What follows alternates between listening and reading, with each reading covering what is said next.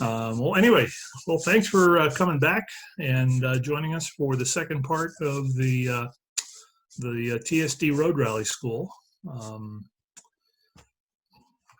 We are going to be,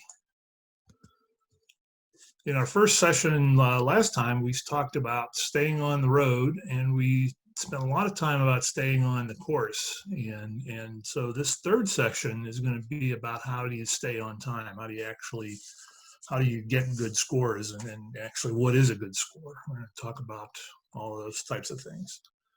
But first things first, for the folks that ran the rally, the practice rally, were there any questions on the route following? Did anybody get confused on following the route?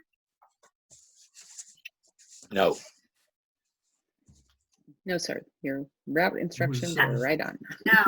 I think I was kind of confused on the location and numbered route instruction 14 as to where we were supposed to zero the odometer.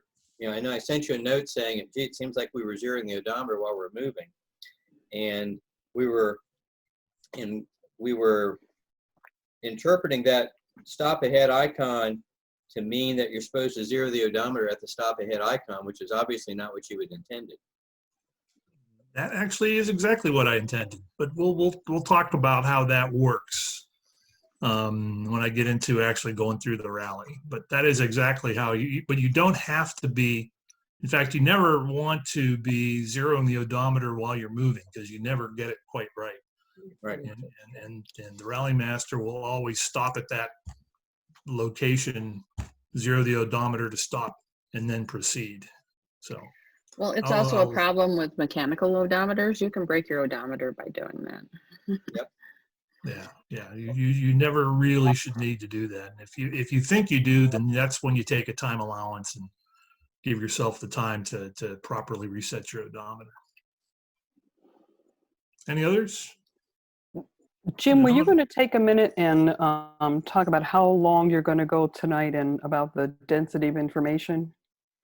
I was going to do that on the next slide. I mean, Okay. I'm targeting an hour, and I think that we should be able to do that because I've only got like 15 slides, but they are pretty dense. So anyway. Thank you. So the next thing we're going to talk about is staying on time and really what the navigator's role is in one of these events. And we stick to our priorities. So the first thing is make sure you're on course, because if you're not on course, you're not on time. And if you have a limited amount as a navigator, you have a limited amount of mental energy and time, and the priority one is making sure you're on the course. You don't want to be calculating a time while you're driving off into, who knows where. So number one, stay on the course. Once you can do that, then you got to keep your driver on time. And that's the other job of the navigator, to get good scores on these things. So what does that mean? What that means is that when you're at a given location or at a given mileage, you're trying to understand the difference between official time or perfect time, as the rally master calculated it, and then the actual clock time that is on your clock, because that difference between those two is the difference between being exactly on time, and is how you accumulate points. So that's what you're trying to do. And in order to do that, you need to do a little bit of math. And this is the basic equation that you have to understand. You calculate time by taking an amount of distance, and you usually know the distance, and the speed, the average speed, the cast, and you multiply it by 60 minutes per hour, and you get an amount of time in minutes. That's an interval time in that amount of distance. And so if you're trying to calculate the official time or the perfect time, you always have the cast. That's in the route instructions. That's the first piece of information that you need. Then the second piece of information is that, yeah, go ahead. If there's not a cast, if there isn't a cast, what do you do? You're in a transit zone. You are covering a certain amount of mileage in a specific amount of time, but you don't have to stay on time. There's not going to be any checkpoints. There's Okay, not so- going to be So any what you're measurement. telling me is only where there is a cast, a statement of a cast, is there going to be a checkpoint? That is correct. That is absolutely correct. If you're not on a cast, you can't be scored. You're not on. You're not being expected to be on a precision timing. So you'll always have the cast, like I say, unless you're in a transit zone, in which case you're not going to get scored. And then distance, you can get official mileages from the route instructions, or you can get official mileage from your odometer once you've corrected it using the factor that you calculated in the odo correction run, assuming it's off enough to worry about it. And there you can do that anytime, anywhere in the course. You know, you're looking at the odometer to get that information. Jim, are you Yep. making this calculation, you know, your time and distance for the particular rally we just drove, it was always from the start point, Yes. correct? Correct. Not from checkpoint to checkpoint. Correct. So if you messed up your transit zone, transit time, then you would always be off.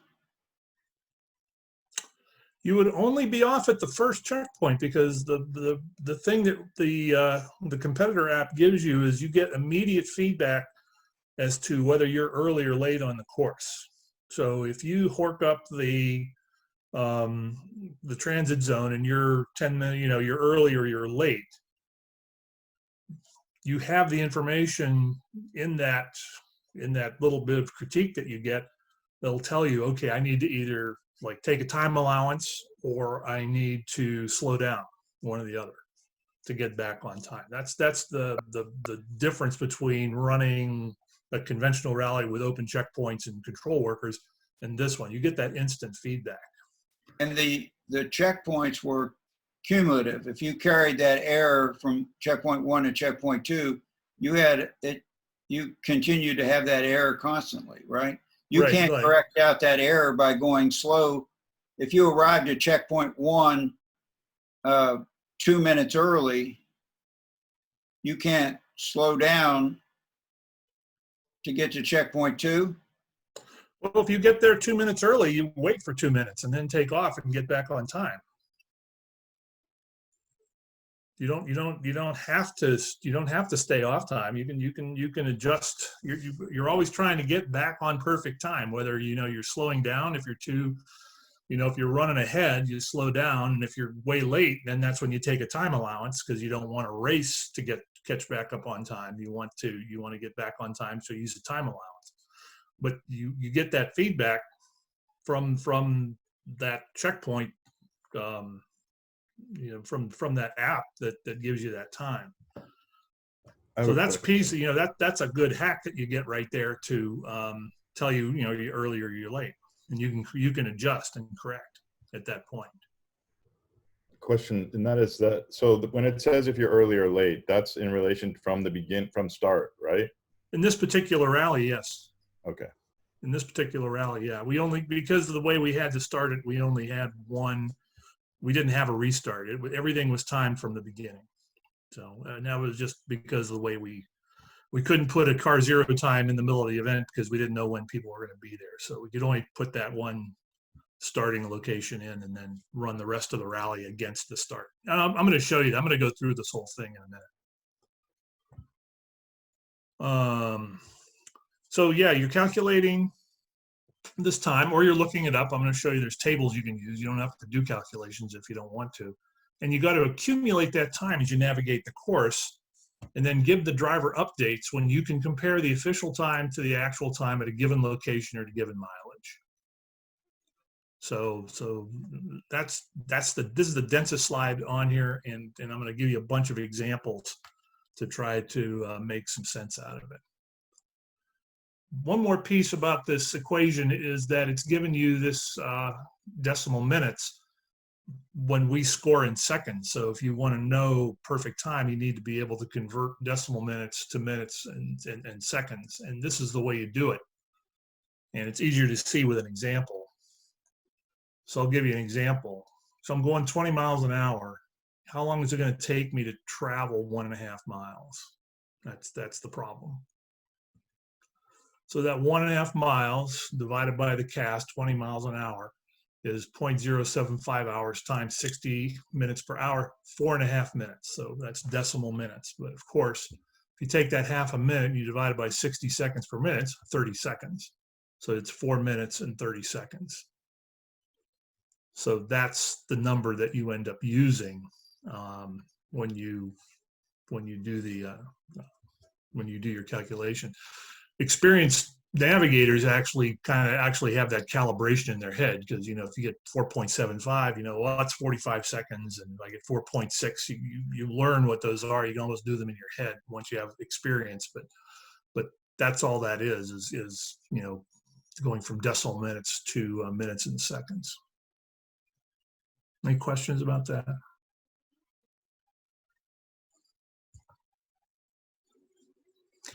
So we're going to walk through the event now, and at least the way it was designed to go. So this table down here, and you're going to see it in the next several slides, is all of the calculations that were done to get the perfect time for the event. And I'm assuming, for the state of argument for this, is that the start time was a car that was starting at 2:15. So in a typical rally, if it were starting at 2 o'clock plus your car number, this would be car number 15. That would be starting at 2:15. Car number 1 would start at 2:01. Car number 20 would start at 2:20. This car is car number 15. It's starting at 2:15. That's the start time. So the first thing that it tells you, you're starting a 20-minute transit zone to get to the NRI 14. So you're going this 7.718 miles in 20 minutes. And that's that loop that took you back to the parking lot of the library. And the idea was that actually takes you about, 15. I did it 3 times or 4 times actually, and it was about 14 to 16 minutes every time. So you had like 5 minutes.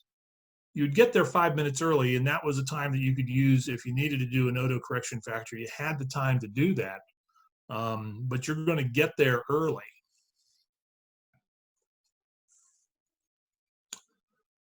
So you get to NRI 14, and now you're starting another transit zone. This one's 8 minutes long, and this is taking you from the library to that Cobb County Park sign, which was the end of that transit zone. So once again, you can leave. You don't have to wait 20 minutes before you leave NRI 14. You're still in a free zone. You're still not being timed. You can leave early if you're ready to leave. If you don't want to do an auto factor, you can just keep going. Get to the end of this one early. When you get to this, NRI 20 now, we've accumulated that 28 minutes. So you started at 2:15. You're expected to leave NRI 20, which is this Cobb County Park sign, at 2:43, 28 minutes after the start of the event. That's the first time you have to worry about being on time. You can get to this point early. You can take a break. You can let Navigator can do some calculations. We'll talk about those in a minute. But the idea is you don't really have to worry about being on time until you leave NRI 20 and you're working on this CAS 33 section. Is that clear? And what if you're late? If you're late, so if you rolled in here, and you could have been, because this 8 minutes wasn't generous. I didn't. We took 12. Yeah, you took 12. That's when you'd put in a TA. You get there, So the 4 minutes, you'd throw in a 4 minutes. 4 minute, you'd end up with a 4.5 minute TA, and then you'd take off from there with the TA. Yep. So if I'm looking at the app and I saw when I hit number 1 was checkpoint 1, and it says restart, and it said 1 minute's difference. And then number 2, is that this one? CR2, Pittner Road Dog Park? Yeah, that's checkpoint 2. Yep. it said I was early by 3.5 minutes. I thought we couldn't be early to that. Maybe I'm confused. Maybe Well, it's- if you left early, I mean, you have to leave. And once again, NRI 20, you've got 28 minutes from when you started, the perfect time at 2:15 in our example. 28 minutes later is 2:43. That is the time that you should be leaving NRI 20.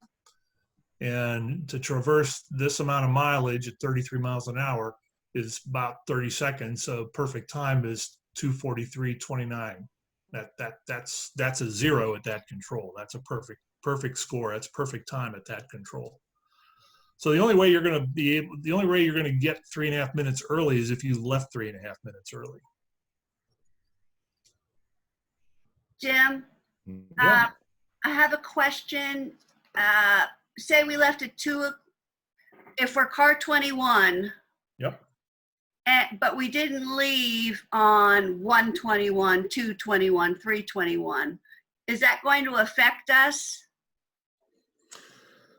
Yeah, for this event, you basically assigned your own out time because I didn't know when anybody was going to be there. So your start time was a minute, the next whole minute after you tripped checkpoint 1. And it So it told did you in not the have to output. be the 21 for our car. Correct. In this particular event, it wouldn't have been. Okay, It would have thank been the next minute that you were up. Yeah. Okay, thanks. Mhm. So anyway, so now you're running on time when you're leaving here. And so as a navigator, you're here, maybe you're a little bit early and you're thinking about what can I do to help the driver know whether he's on time or not. Now, because you're just driving down a road, your navigating job, you don't have to do anything. Now I'm just trying to keep the driver on time. So there's 2 things that you could choose to do. One of them is I can calculate what my perfect time is at the next place I have an official mileage, which is this left at stop at NRI 21. So I'm at 20, I'm leaving at 2:43. I can actually calculate what the perfect time is here. And I can tell my driver if he's early or late when I get to this part of the route. So what would that look like? Well, first of all, I'm leaving at 2:43, so I have to start with that amount of time. And then this is the equation that I showed you. So it's this is the mileage divided by the cast, multiplied by 60, gives me 1.5473 minutes. And if I calculate what that is, it's 1 minute and 33 seconds.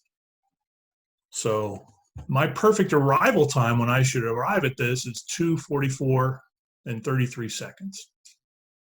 Or I've got this 15-second pause in here. So when you leave that point is 2:44.48. So that's a piece of information I can give the driver. I can do this calculation. I can say, okay, we're coming up to the left to stop at T. I'll tell you when you can go, and I might tell him to go at 45 or 44, a few seconds early, if he can do it. And that's when he should be leaving there. That's the kind of help you would give the driver. But you have to do that in less than a mile and you're still looking for the road.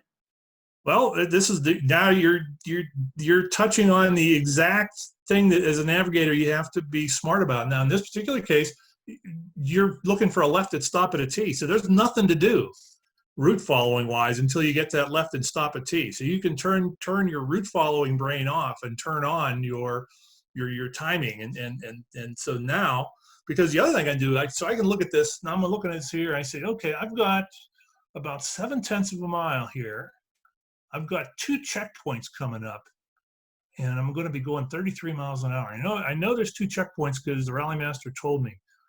So maybe what I want to do is I want to tell the driver more frequently whether they're on time or not. So I might say I'm going to calculate a hack every 2/10 of a mile, which I would find at 33 miles an hour is about 21 seconds. That's 2/10 of a mile, 21 seconds. You can calculate it, or you can use tables, and I'm going to show you some tables that you can use that so you don't have to do a bunch of calculations. But this is how long it takes. So I can say, okay, I'm leaving at 3.3 miles at 2:43. When I get to 3.5 miles, I should be 243.21. So driver, you tell me when you get to 3.5, and when that odo clicks over, I'll check my watch and see if I'm on 21 seconds or 19 seconds or 24 seconds. And I'll tell you, you're early. Oh, you're late. And then the driver can adjust. I can do that. I can do that again at 3.7. Now it's 243.42. And I can keep telling the driver, because we're just looking for checkpoints now. We know there's checkpoints coming. I don't have any navigating to do. I'm looking for the checkpoints. And so you get the driver on time and give them more information to help them stay on 33 miles an hour, and et cetera, et cetera. You just keep doing Now, that until you, Are there special terms you're supposed to say, like slow down, honey, or goose it, goose it? you tend to learn to use fewer words in these situations. You tend, like when I was navigating, you'd be too early, 3 late. You don't have time to be loquacious with your instructions. But you have to know what each other's talking about. You have to know whether it's too late and mean I'm slow, or too early I'm fast. You have to. That's the stuff that you have to learn about in the car when you're working together. But those are the things so that's what the navigator's doing is however you choose to do the calculations, that's how you're doing those calculations. And there's ways to do them faster, but I know some people that can do them in their head. I mean, or paper and pencil. And Jim, you said the driver's looking at the odo, Yeah. not the navigator. That's the way you work it. You can, if you can see it.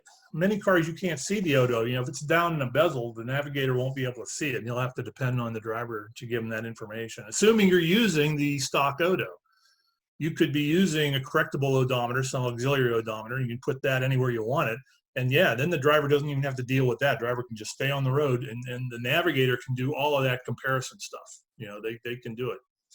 If they can see the odo, they can do it, and probably should. Is that what the Rally computers that they sell do this automatically? Do these? This is exactly what they do. Yep, this is exactly what they do. And then keeps it up to date automatically, keeps the time up to date, so you have a differential. Yep. Whether you're ahead or behind. Yep. That's exactly what they do. Joe's been pricing them. Oh my God! Don't do that, Joe. You'll beat us all. Time-wise is the gold standard, and they're about $2,000 a piece. So you can decide if that's how you want to go. But man, the 798A is a beautiful machine. That's about as costly as a bird scope. Yeah, exactly. So, and you'll find that you can run pretty well with a stock odometer and knowing a little bit about the calculations. You can run pretty good. A good stock team can run in single digits almost all the time, single digit points per control. So plus or minus 10 seconds. Pretty, once you Over know what you're doing. entire course, over the entire course? Over the, well, 10 seconds? Per control. Between checkpoint. Single digit scores per control, yeah. Per checkpoint. Yes. So in this case, you'd be 60 seconds off. Well, you could be. I mean, you'd be plus or minus 10 at each control. Like if you would be below than 5 to 10 per control. That sounds like a really good prize for the worst score. That computer. Yeah, I've seen. I shouldn't say I've seen. I've personally had horrible scores with a full-on rally computer, because that's a whole different set of concerns. But I'm lingering on this slide because this is really the meat of this whole session. Is this piece right here? It's just knowing how to help the driver stay on time as best you can without losing the course. That's really what it comes down to. And again, Jim, it's only important when there's a cast. Correct. Relative to this part of it. So if you don't have a cast statement, if it's just a transit zone, you just have to worry about the time. Yeah, you just have to get to the end of the transit zone early. That's all you really have to do. And If so you when do you're, have- so the events that I would be planning to, that I would either plan myself or recommend we organize them is that you run them as a series of almost like, like stage rallies, except you're not racing, where you've got a transit to a fun road. And then you zero the odometer, you put the drivers and the team on a cast, and you send them down the road and let them stay on time. And that in this rally it was very, very short, but that could be 10 miles, maybe 3 or 4 checkpoints in there. And then you come to the end of that section, start another transit zone, go to that, zero the odometer again. If you keep zeroing the odometer, then you don't have that accumulating error in your odometer, and you don't have to worry so much about the correction factor.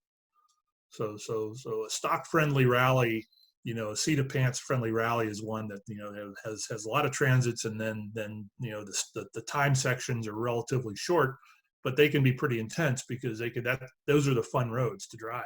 Okay, let's drive those roads. So Jim, let me ask you this question now. Does the app allow you to if you did that when you zero the odometer, that you can start the clock from that point, that you can, as soon as you like trip like a checkpoint, it can say, okay, this leg's supposed to be 8 minutes, and it knows when you hit there, and then it's calculating 8 minutes from there, versus having this accumulation factor that happened Right. here. Right. The way the Rally Master laid it out is the way it would be expressed in the Rally Master app, and the way you would see it in there. You would see car zero, you'll get a bunch of car zero times, because then you'll get, your car number plus this, that gets you that out time, but it should be in the routes as well, so you don't have to figure it out so much. All right, we're going to motor on here. So this is just finishing off that section, because we got to NRI 22, which was the end of that 33-mile-an-hour cast. And here you would have to use the equation. As a navigator, you're going to have to use the equation to figure out what that perfect time is at the beginning of the transit zone. This is why you have to at least do that much, because you got to figure out what that time is here. And now I've got 7 minutes to get to NRI 30, which is this guy. And so I have a perfect departure time from there. And I actually gave that to you here. That's why I put this departure time is 37 minutes, 55 seconds after the start, because I didn't know what your start time was going to be. But if you had a start time and you added 37 minutes and 55 seconds to it, you're leaving exactly on time. And then I zeroed your odometer there and put you on 32-mile-an-hour cast. So now we're starting here. We've got a perfect time here to set you out. You ran into a checkpoint at a curve arrow sign, and then you had to do a cast change. And here's another place where the navigator would have to get in here, and I actually give you the mileage for the cast change at the curve arrow. So you have to calculate up to that mileage, and then start with the 34-mile-an-hour cast to calculate the rest of the way. Once again, it just keeps accumulating. You're just building this perfect time up as you go down the course. And, if a Rally Master wants to mess around with the navigator, they'll put, 4 speed changes in about a mile, and that'll make their heads explode if that's what they're trying to do. But that's not a nice thing to do. Although some people like that kind of a challenge. Jim, I was 4 minutes late. Yep. And I added 4 minutes to my time allowance. Then I went through 2 checkpoints. Do I have to take the time allowance out after I get the first bong at the first checkpoint, or do I leave it in? Is the time allowance against the original time or checkpoint to checkpoint time? It's against the perfect time. So it's adjusting. So if I had taken 4 minutes, it would be automatically, the app would be automatically taking out 4 minutes from Right, until you did a restart, until you did a car zero time or a section restart or something like that. As long as you're on that We didn't have any section restarts in this. We didn't. This is one section, right? We didn't do any of that, right? So you would get to the end of a section like that, and then you're 4 minutes late, so you don't have as much time at the break, but you can get back on time when you start another section.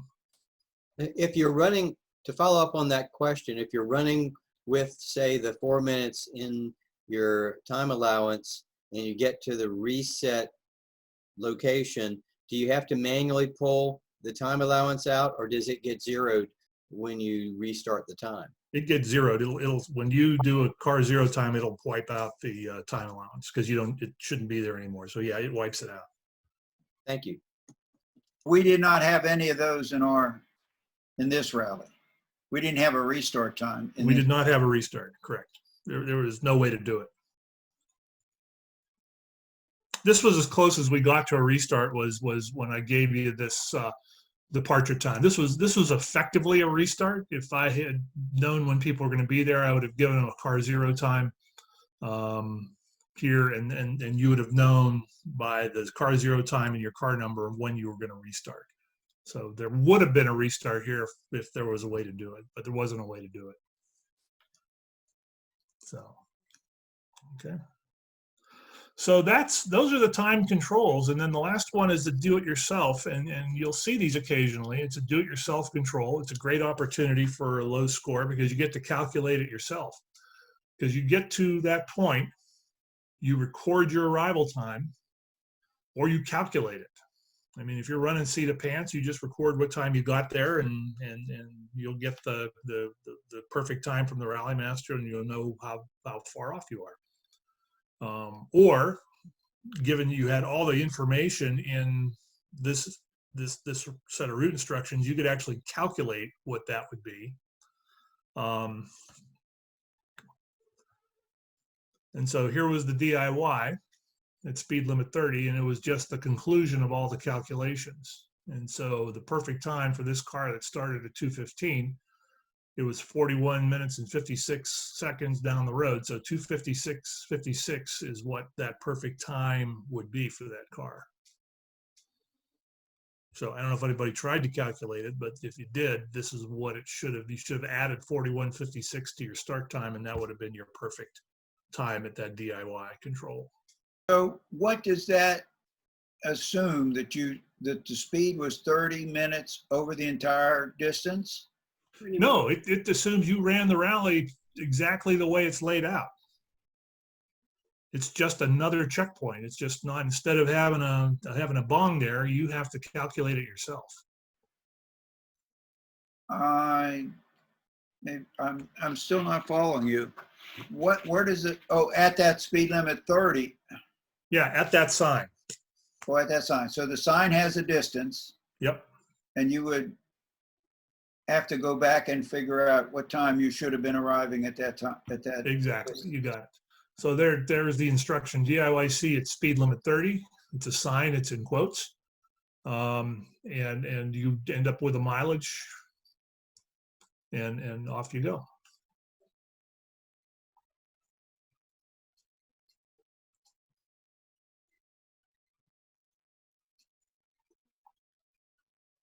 Okay. So it still follows the cash 34. So you're still doing Correct. that the whole time. Yeah, if you go back in the instructions, when you got to, it was NRI 32, it said begin a free zone.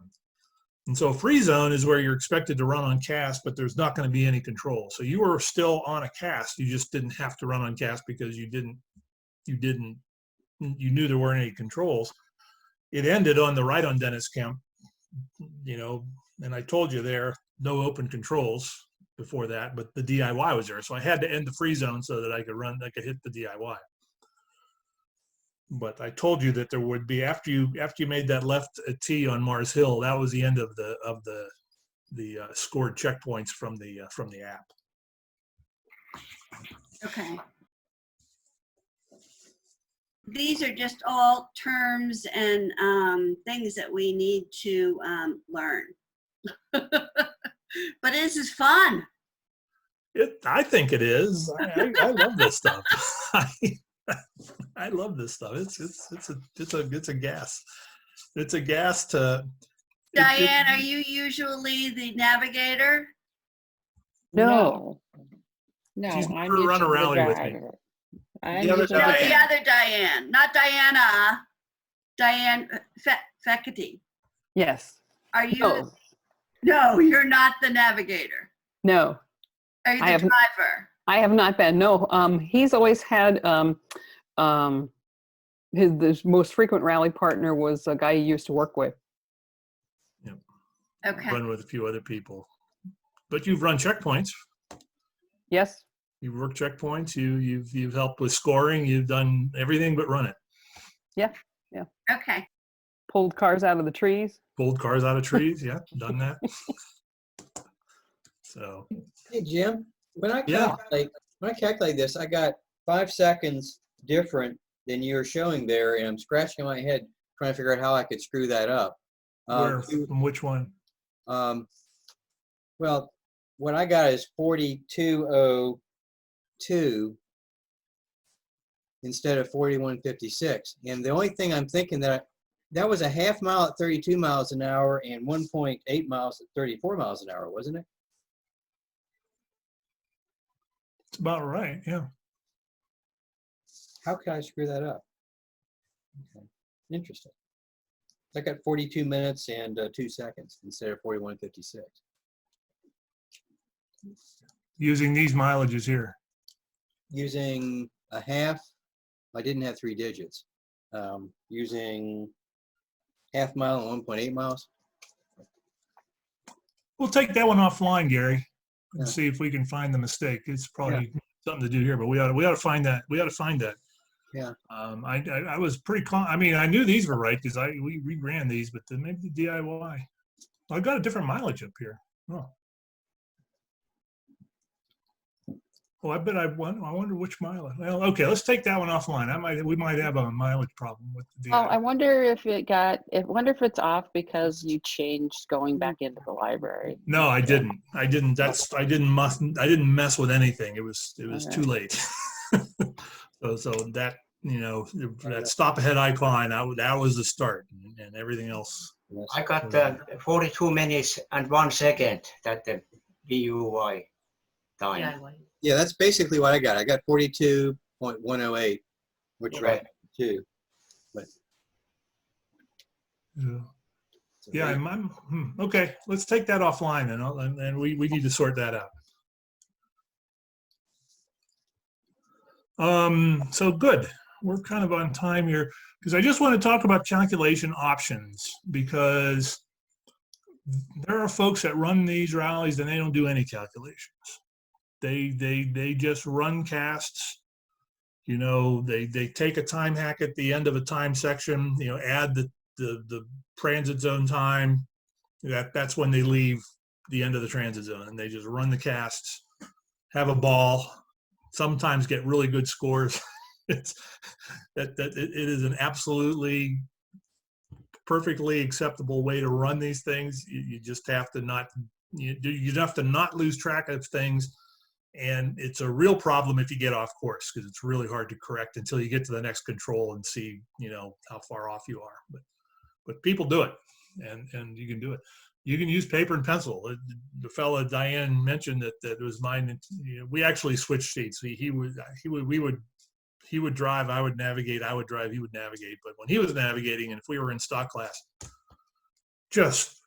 there was graphite everywhere in the car. The guy was just an animal with a paper and pencil. He could do all those calculations by hand.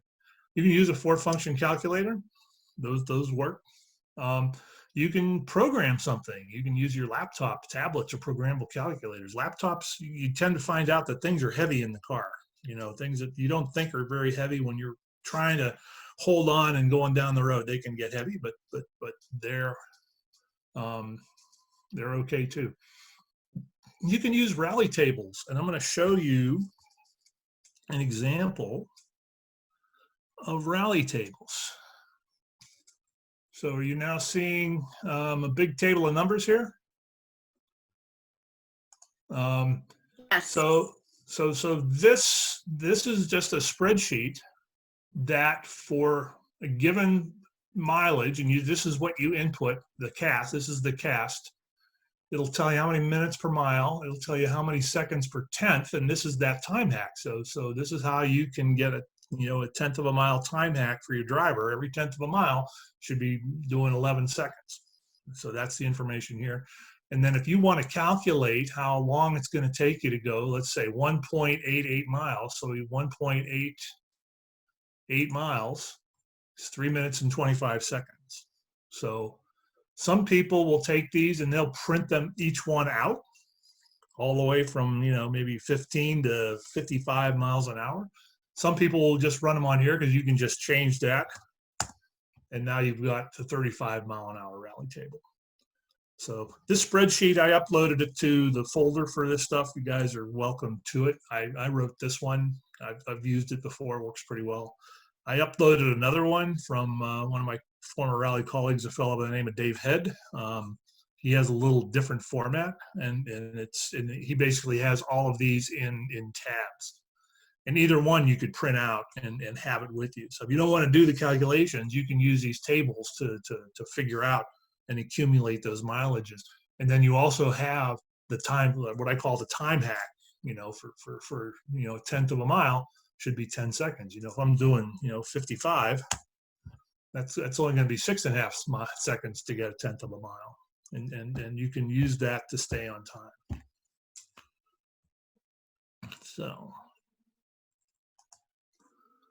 So my rally tables and Dave Head's tables are available. We'll send links out to those things.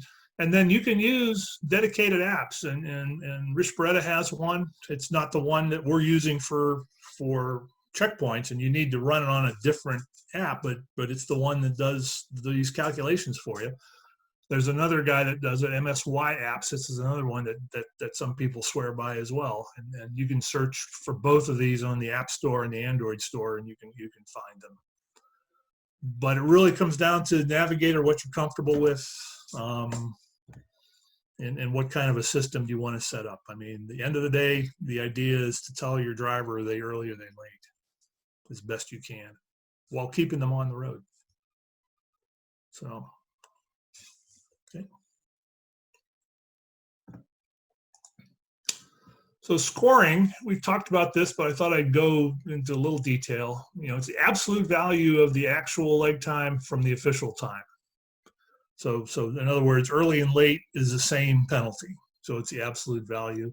And then the lowest total score in each class wins. So it's like golf, lowest score wins. So if you have concerns, politely speak to the rally master. They're not always polite, but most people are polite when they talk to you about scoring issues.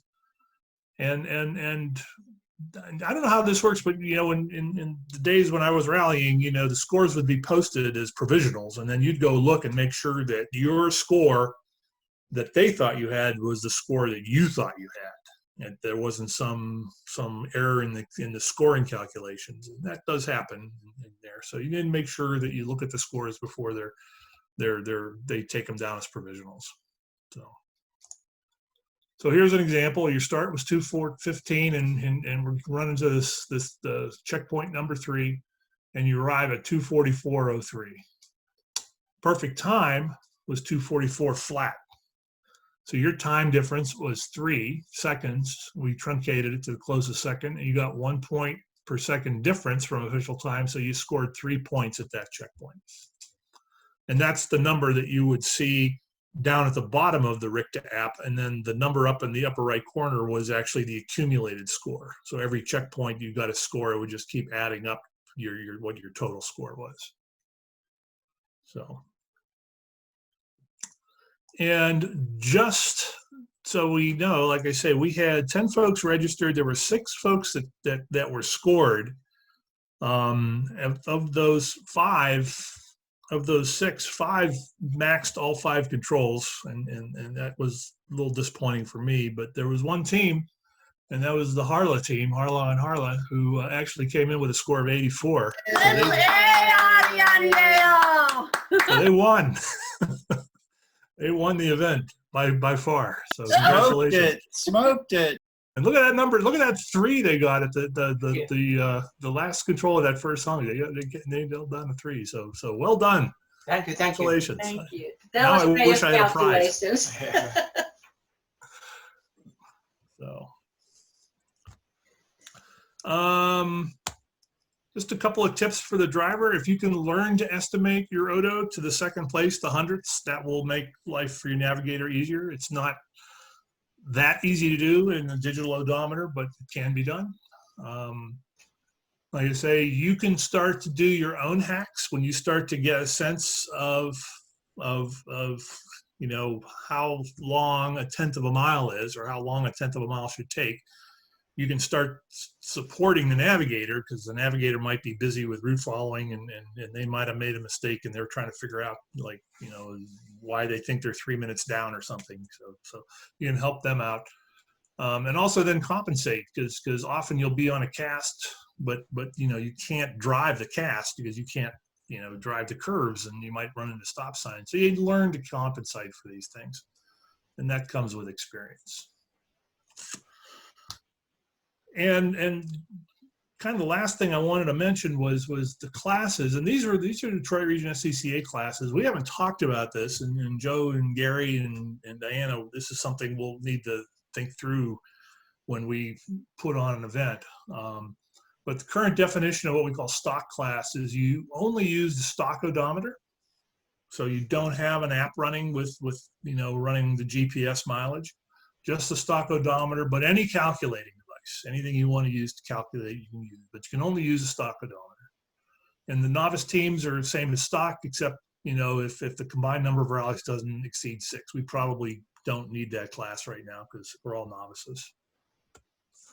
Limited class is then any mileage measuring equipment. So that could be an app running GPS, or it could be a correctable odometer running off a wheel. Those are both ways you can get better mileages down to 100th or even 1,000th of a mile. And then any calculating equipment, except that the calculating equipment can't take the odometer input directly.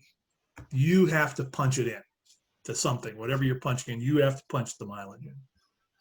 So you can get the mileage from anywhere, but you have to punch it in. Then equipped as anything, and those are the rally computers, purpose-built microprocessor-based rally computers. Like I say, time-wise is kind of the gold standard. Small-scale systems, a fellow by the name of Mike Friedman runs Alpha computers. They're pretty good too. They're not quite as easy to use as the time-wise. And I've seen people build these out of laptops. You know, if you can figure out how to get if you can figure out how to get a mileage signal into the thing, they're very easy to build themselves. The trick is getting that mileage signal into the thing reliably, but they can be done. And golden rule, if you're not on course, you're not on time. And that's it. That's all I got. Just a thought on rally classes. Yeah, I've always run seat of the pants with no calculation equipment, and I kind of like that because it's, you know, simpler. Yeah, I'd like to see how many of our folks are interested in a class that doesn't have any computer equipment or computing, and it's just a seat of the pants class. Would that be attractive to anybody? Yes. Yes. Yes, then we don't have to learn all the equipment. or calculations. Yeah, Then you don't need to do a time TSD rally. You can just do a fun rally. Well, you can do a You're TSD just rally. and you don't really care about your time that much. Well, there's another organization that I run rallies with that has a seat of the pants class, and most people will run either the seat of the pants class or the not really worried about rally score class. And so it's something that's fairly frequently done in some other organizations.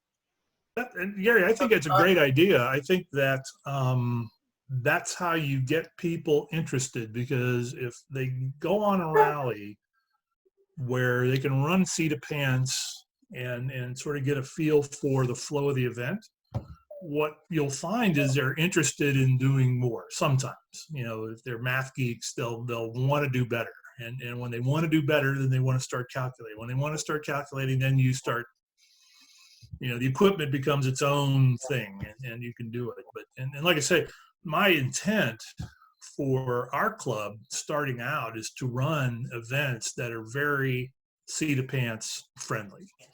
So like I say, you run, transit zones so that you don't have to, that the calculations, you have to at least be able to,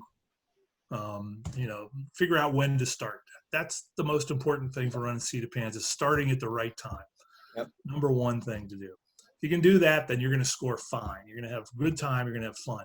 That's the trick. And you can make the events, much more just interesting. And then finding interesting roads and going to interesting places still is part of the game too. You don't want to run boring roads. We got fun cars. We want to drive fun cars on fun roads, and we want to go to interesting places. So that's part of the game too. So, you want to end up somewhere where you can have some fun, either a meal or a nice park or something that's interesting. So, and that's the piece where I'll need some help. Like I can run route instructions till the cows come home, but if they're boring roads that go to boring places, then people won't go. So that's where I need help, is making sure that the roads are fun and the places are good, and that people like a little competition. That spices, for me, it spices it up some. I like a little competition. That's fun. And it's not to the detriment of any other kind of rally too, like the Brasstown Ball that we were going to do, or no, not the Brasstown Ball, the progressive barbecue run that we were going to do. I was looking forward to that. It sounded like fun. So, Jim will go through.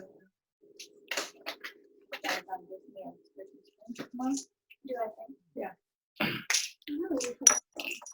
They may even use that and so anything else anybody wants to talk about? We got a few minutes left. I Yeah. ran early this time. Can you hear me? And super. Some questions? Can you hear me? Yes. Just to let you know, I've been rallying for, I'd say, close to 60 years. All right. Yeah, and I'm originally from Ceylon, and I've been here in the US about 50 years now, and belong to the Ceylon Motorsports Club.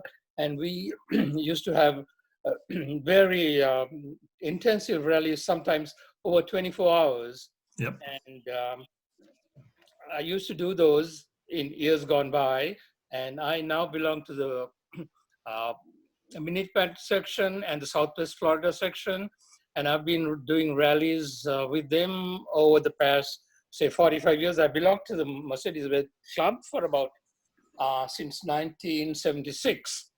Wow. But our rallies are very simple, and it, very simple series of pan rallies and quiz rallies and stuff like that. I just want to let you folk know, at that time when I first started rallying, we used to have are you familiar with the Helda Speed Pilot? Oh yeah. Oh yeah. Okay. Yeah, you're showing your age for sure. Oh, for sure. Yes. Yes. And it was attached to the speedometer, and we used to have, actually, Ceylon at that time had beautiful roads as well as unpaved and roads in rubber and tea estates that they used to put us through. And we had a very active club, and we enjoyed it. And when I came to the US, of course, I joined the Mercedes Club, and not a matter of boasting, I'm on my 19th Mercedes, starting with 1971. Okay. Well, that Hulda Speed Pilot, that was where when you did your auto correction factor, you actually had to open it up and change the gears inside, if I remember right. That was like, you walk around with these big boxes full of gears and have to change the gears to get the auto right.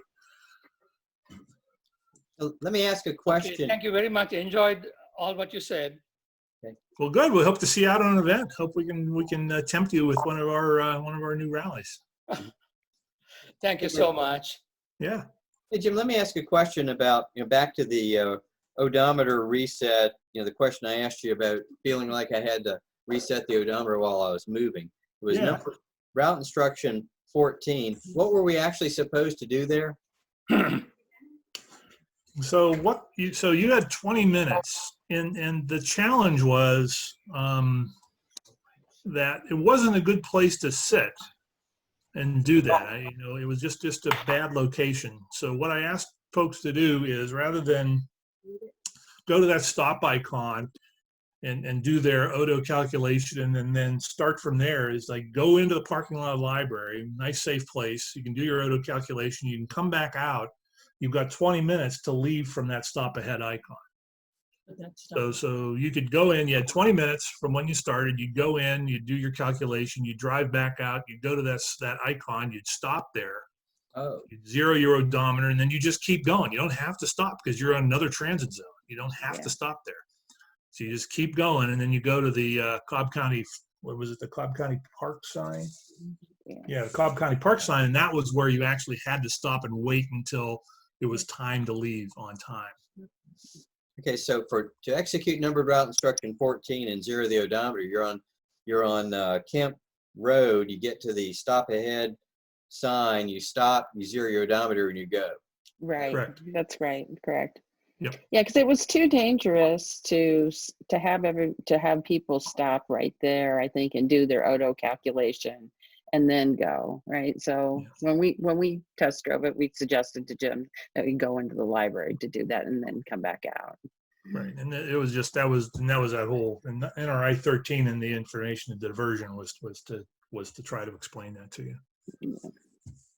Are you still considering doing another school in September? It was actually in October, but yeah, the answer is yes. Okay, so we should keep that on the schedule. Yeah, we can keep it on the schedule. Yeah, based on our performance, I'd say we need it. Well, yeah, or either your performance or my pedagogical abilities, one or the other. Are we able to run this practice one again, or is it gone now? I don't know what his. I think if it's still in the app, it still could be run. I was trying to rerun it for a second time, and I did the reset button thing, and I could never get the data to go away. What you have to do is just pick another car number. And now that we're done with the school, just look at the app and pick another car number. And yeah, I'm having trouble clearing the test data. Yeah, you got to pick another car number. Once you get stuff, you can't clear it. I can't get the app to clear it all. Right, and that's a bug that they're fixing. But right now, you have to just pick another car number. Button that just says clear. Yeah, it doesn't clear it. Yeah, you got to pick another car number to go run it again. But that's not what our understanding was from Rich. It was supposed to be that if you just went and ran it again, it would delete your old scores and put your new scores in, whether you like the new ones or not. Right. Well, right, and doesn't do that. Okay. Well, and there is, if you go into the settings, there is like a reset thing. Right, it doesn't work. It doesn't work. Okay. It doesn't work. It doesn't work because Rich was very clear with me that that's a bug. It'll be fixed when they do the next rollout. Okay. It'll probably be. They tend to do Android more. They lead with Android. They're more Android developers, and the iPhone stuff kind of comes along for the ride. So the other interesting thing is when you complete the rally, it turns the GPS off in the iPhone. And I don't know why it does that. That's interesting. I noticed that too. That's interesting. GPS We off, had that and the same Android problem. keeps running. We had that same problem, Joe, and I thought it was because I got like 3 emails, and I thought it had interrupted things with, with my mail app starting. When you look at the logs, there's a command that shuts the GPS off, and you get GPS off. Well, Yeah. Jim can feed that back to Rich. Mm-hmm. Yeah, I was saying GPS off as we were running the route, and it looked like it was still functioning with GPS. No, when you go past the last checkpoint, I believe when I just ran a test rally, after we hit the last checkpoint, GPS off on the iPhone, the Android was still running. So I believe it's the last checkpoint, not the end of the rally. Oh. So I don't know if it's still reading GPS for your time or anything, but it doesn't need it. Right. Yeah. And once you last checkpoint, then it's done with its job, and the rest of the route is getting it back to where. Oh, maybe it's that's supposed why to the be. GPS kicked off. Yeah.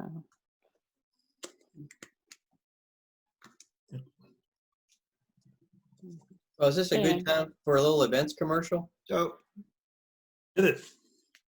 Yeah. Well, I won't say everything I said last time, but I will mention that we've had a change to one of the events. The 20 June photography seminar has shifted to being VTC, that is virtual only, due to some concerns by the presenter of health issues with a group. So that's going to be a VTC event on the 20th of June from 10 a.m. to noon. And so we refunded the money for anybody that was signed up for in person.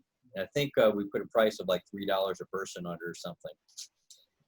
Have you notified Mercedes-Benz Augusta that that's the case? Not yet.